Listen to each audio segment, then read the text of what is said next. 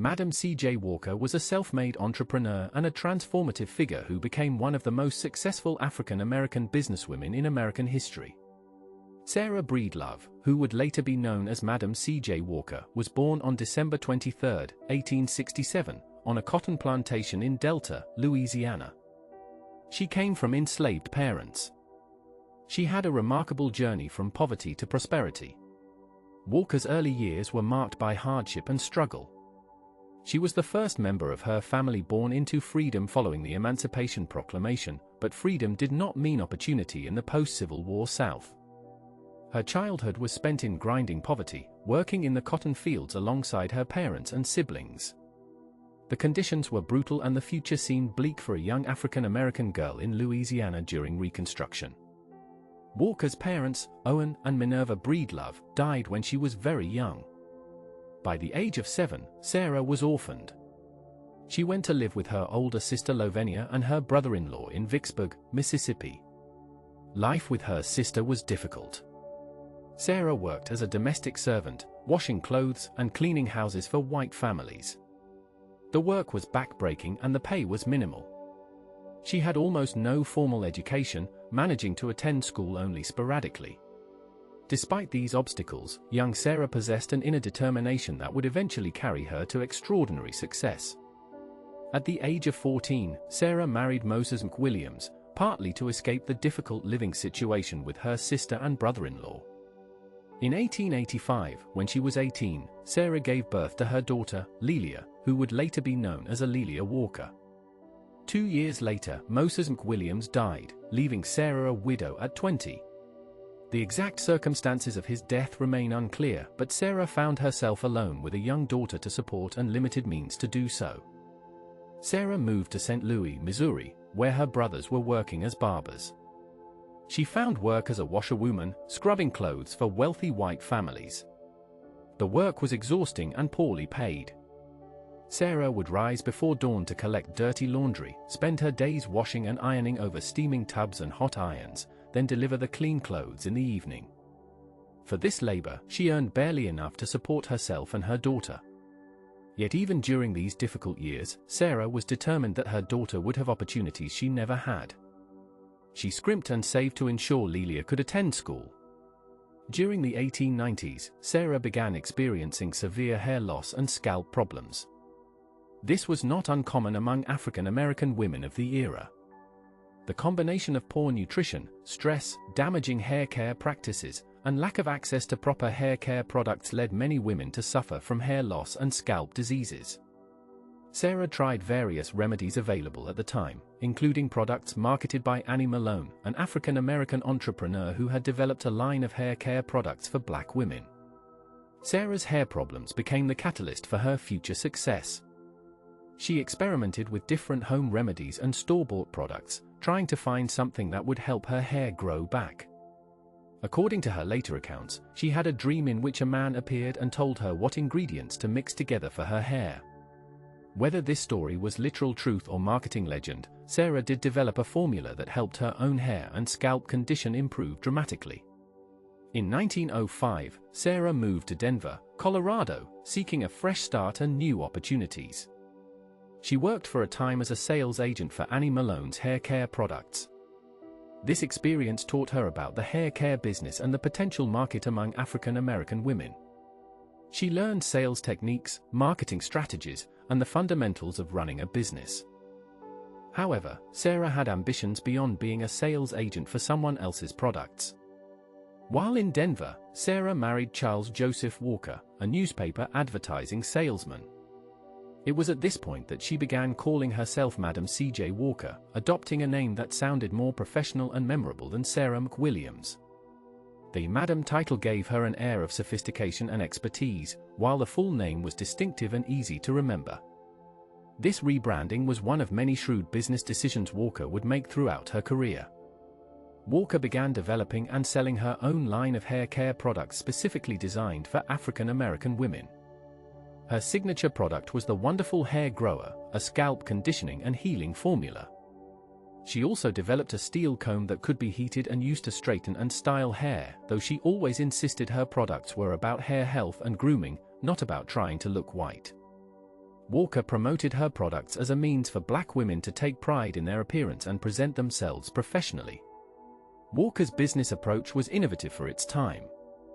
She didn't just sell products, she sold a complete hair care system. The Walker system, as it became known, included specific products to be used in a particular order, along with techniques for washing, conditioning, and styling hair. She trained women in the Walker system and then employed them as sales agents who would demonstrate and sell the products to other women. This created a network of trained beauty culturists who could earn independent income while spreading Walker's business empire. In 1906, Walker began traveling throughout the South, demonstrating her products and recruiting sales agents. She would arrive in a town, give demonstrations at churches and community centers, and train local women in the Walker system. These women would then become Walker agents, selling products and training other women. The business model was similar to what would later be called multi-level marketing, but Walker's approach was focused on genuine product quality and economic empowerment for black women. Walker's husband Charles played an important role in the early growth of the business. His experience in advertising and mail-order sales helped Walker develop marketing materials and expand beyond face-to-face sales. They placed advertisements in black newspapers throughout the country. The ads featured before and after photographs and testimonials from satisfied customers. Walker herself appeared in many of the advertisements, her image becoming synonymous with the brand. By 1908, Walker's business had grown substantially. She opened a factory and training school in Pittsburgh, Pennsylvania. The Lelia College, named after her daughter, trained Walker agents in the Walker system and in business practices. The school taught hair care techniques, but also salesmanship, personal presentation, and basic business management. Walker understood that her agents needed to be professional and knowledgeable to succeed. The training program was rigorous and comprehensive, producing graduates who were skilled beauty culturists and effective businesswomen. In 1910, Walker moved her business headquarters to Indianapolis, Indiana. Indianapolis offered several advantages including a central location, good railroad connections for shipping products, and a significant African American population. She built a factory that manufactured her complete line of hair care products. The factory employed dozens of workers and produced thousands of units of product each month. Walker also established a new training school in Indianapolis where women from across the country could come to learn the Walker system. Walker's business continued to expand rapidly. By 1910, she had agents working throughout the United States, Central America, and the Caribbean. Her products were sold door-to-door, through mail order, and in black-owned pharmacies and beauty shops. The Walker Company became one of the most successful black-owned businesses in America. Walker herself became wealthy, earning an income that was extraordinary for any woman of that era, and especially remarkable for an African American woman who had been born into slavery. Walker's success was built on more than just good products. She was a brilliant marketer who understood her customers and knew how to reach them. Her advertisements appeared in black newspapers and magazines across the country. She used testimonials and before and after photographs to demonstrate the effectiveness of her products. She positioned herself as a living example of what her products could do, her own hair serving as proof of her formula's effectiveness. Walker also understood the importance of personal connection.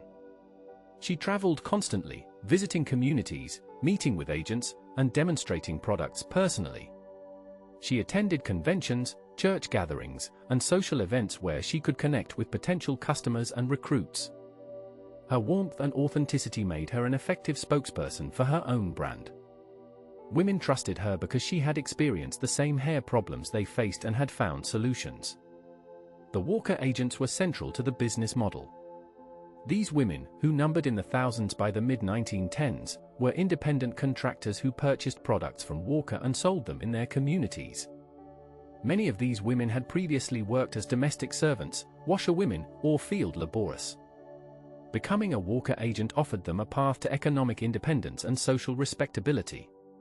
They could earn substantially more than they had in their previous occupations, and they could work for themselves rather than for white employers. Walker took pride in the economic opportunities she created for black women. She frequently spoke about how her business allowed women to support themselves and their families with dignity. She encouraged her agents to be professional, to dress well, to be knowledgeable about the products, and to conduct themselves as businesswomen. She organized conventions where Walker agents could gather, share techniques, receive additional training, and celebrate their successes. These conventions became important social and professional events in the Black community. In 1913, Walker's daughter Alelia moved to Harlem in New York City and opened a salon and training school there. The Harlem location positioned the Walker Company in the heart of what would soon become the center of African American culture and society. The salon catered to Harlem's growing Black middle and upper class. Alelia, who had been involved in her mother's business for years, managed the New York operations and became a prominent figure in Harlem society. Walker herself moved to New York in 1916, though she maintained her factory and headquarters in Indianapolis. In New York, she purchased a townhouse in Harlem on 136th Street, which became known as the Walker Residence and served as both a home and a business center. She also began planning an estate in Irvington-on-Hudson, a wealthy suburb north of New York City. The estate, which she named Villa Lewaro, was designed by African-American architect Vertner Tandy. It was a magnificent mansion that demonstrated Walker's success and served as a symbol of Black achievement. Villa Lewaro was completed in 1918. The estate featured elaborate Italian-style architecture, luxurious furnishings, and beautiful gardens. It cost over $250,000 to build, an enormous sum for that era. The mansion had a music room with a gold-leaf ceiling, a library, multiple guest rooms, and servants' quarters. Walker used Villa Lewaro to entertain prominent figures from the Black community and to host events that promoted racial advancement and civil rights causes. Throughout her business career, Walker was also deeply committed to philanthropy and civil rights activism. As her wealth grew, she became increasingly involved in supporting causes that benefited the African American community. She donated generously to Black schools and colleges, including Tuskegee Institute, Bethune-Cookman College, and the Palmer Memorial Institute. She contributed to Black YMCA and YWCA branches. She supported homes for the elderly and orphanages serving Black children. Walker was particularly committed to the anti-lynching movement. Lynching of African Americans was epidemic in the early 20th century, particularly in the South. Walker contributed money to anti-lynching organizations and joined delegations that lobbied President Woodrow Wilson to support federal anti-lynching legislation. In 1917, she traveled to Washington as part of a delegation from the National Equal Rights League to present a petition to the president. Though Wilson refused to support anti-lynching legislation, Walker continued to speak out against racial violence and to support organizations fighting for civil rights. Walker also supported women's rights and women's suffrage. She believed that women, and particularly Black women, deserved full participation in American society. She spoke at numerous conventions and gatherings about women's economic empowerment and political rights. She encouraged her agents to be active in their communities and to work for social progress as well as personal economic advancement. By 1917, the Madam C.J. Walker Manufacturing Company was at its peak. Walker employed thousands of agents across the United States and in several foreign countries. Her factory in Indianapolis produced a full line of hair care products. She had training schools in multiple cities. Her annual income was estimated at over $100,000, making her one of the wealthiest self-made women in America. She had achieved success that would have been unimaginable for the orphaned washerwoman she had been just 2 decades earlier. However, Walker's health began to decline in 1917. She suffered from hypertension and kidney disease. Her doctors advised her to slow down, to reduce her travel, and to avoid stress. But Walker found it difficult to step back from the business she had built. She continued to work long hours, to travel frequently, and to involve herself in every aspect of her company. She was driven by a sense that she had more to accomplish and more to contribute to her community. In 1918, Walker's health deteriorated further. She experienced severe headaches, high blood pressure, and kidney problems. She spent time at Villa Lewaro, hoping that rest in the peaceful surroundings would help her recover. She consulted with numerous doctors and tried various treatments, but her condition continued to worsen. Despite her illness, she continued to manage her business and to support philanthropic causes. She made provisions for the continuation of her company and for the distribution of her wealth to benefit the black community. On May 25, 1919, Madam C.J. Walker died at Villa Lewaro. She was 51 years old. The cause of death was kidney failure related to hypertension. Her death was mourned throughout the African American community. Newspapers reported her passing as the loss of one of the race's most successful and generous members. Her funeral was held at Villa Lewaro and was attended by hundreds of people, including prominent leaders from business, education, and civil rights organizations. Walker's will reflected her commitment to philanthropy and to the African American community. She left substantial bequests to educational institutions, orphanages, and civil rights organizations. She established trust funds to continue supporting these causes. She left her business to her daughter Alelia, who continued to manage the company for several years. She specified that the company should always be led by a woman and should continue to provide opportunities for black women. Walker's legacy extended far beyond her business success. She had demonstrated that an African American woman, starting with nothing, could build a successful business empire through hard work, innovation, and determination. She had created economic opportunities for thousands of black women at a time when their options were severely limited. She had used her wealth and influence to support education, civil rights, and community development. She had challenged stereotypes about what black women could achieve and had presented an image of black success and dignity. The Walker Company continued to operate for decades after her death. Alelia Walker managed the business until her own death in 1931. The company remained successful through the 1920s and 1930s, though it faced increasing competition from other hair care companies. The Indianapolis factory continued to produce Walker products, and Walker agents continued to sell them throughout the country. The company eventually declined in the mid-20th century as the hair care market changed and larger corporations entered the field. Modern historians and business scholars have recognized Walker as a pioneering entrepreneur and a significant figure in American business history. She was one of the first American women to become a self-made millionaire, regardless of race. She built her business at a time when women had limited legal rights and economic opportunities, and when African Americans faced pervasive discrimination and segregation.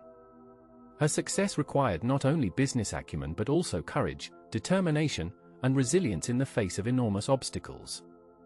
Walker's story has been celebrated as an example of the American dream, the idea that anyone, regardless of their origins, can achieve success through hard work and innovation. However, her story also highlights the specific challenges faced by African American women in the early 20th century and the ways in which Walker worked to create opportunities not just for herself but for her entire community. She understood that her success had meaning beyond personal wealth, that it represented possibilities for other black women and served as a challenge to racist assumptions about black capabilities. Walker's marketing strategies were sophisticated and effective. She understood the importance of branding, creating a distinctive name and image for herself and her products. She used advertising effectively, reaching her target market through black newspapers and personal appearances. She built a sales force that was both effective and loyal, creating a business model that empowered her agents while expanding her market reach. She positioned her products not just as cosmetics but as tools for self-improvement and professional advancement. Walker also understood the social and psychological dimensions of her business. Hair care for African American women was not just about appearance but about dignity, self-respect, and social acceptance. In an era when black people were constantly denigrated and stereotyped, Walker's products and her success story offered a counter-narrative of black achievement and pride. Her business allowed black women to present themselves professionally and to feel confident in their appearance, which had implications for their ability to advance economically and socially. The Walker system and the Walker agents created a network of black women entrepreneurs throughout the country. These women gained not only economic independence but also skills, confidence, and social connections. The Walker Conventions brought together black women from across the country, creating spaces for networking, learning, and mutual support. These gatherings were important social institutions in the black community, comparable to church conventions and fraternal organization meetings. Walker's philanthropy reflected her understanding that individual success had to be accompanied by community advancement. She gave generously to institutions that served the black community, recognizing that education, social services, and civil rights work were essential for racial progress. She used her wealth and prominence to advocate for causes she believed in, including anti-lynching legislation and women's suffrage. She understood that her success gave her a platform and a responsibility to work for broader social change. In the century since her death, Madam C.J. Walker has been recognized as an icon of black entrepreneurship and women's achievement. Her story has been told in books, documentaries, and dramatic productions. Her former estate, Villa Lewaro, has been preserved as a historic site. Her business methods have been studied in business schools. Her life has been presented as an inspirational example of overcoming adversity and achieving success against enormous odds. Yet Walker's legacy is complex and has been subject to various interpretations. Some have celebrated her as a capitalist success story, an example of how free enterprise creates opportunities for advancement. Others have focused on her role in creating economic opportunities specifically for black women and her commitment to racial justice. Some critics have questioned whether her hair care products promoted assimilation to white beauty standards, though Walker herself always insisted her products were about health and grooming, not racial transformation. Walker represents a particular moment in African American history, the period between Reconstruction and the Civil Rights Movement when black Americans were building institutions, businesses, and communities despite segregation and discrimination. She was part of a generation of black entrepreneurs and professionals who created a parallel economy and society within the segregated United States. Her success was both individual and communal, both a personal achievement and a contribution to racial advancement. In the end, Madam C.J. Walker was a visionary entrepreneur who transformed her own life and created opportunities for thousands of others. Her legacy includes the business she built, the women she employed and trained, the institutions she supported, and the example she set. She demonstrated that black women could be successful business leaders and that economic empowerment was an essential component of racial progress. She lived a life that moved from the cotton fields of Louisiana to a mansion on the Hudson River, a journey that embodied both the possibilities and the challenges of American life in the early 20th century.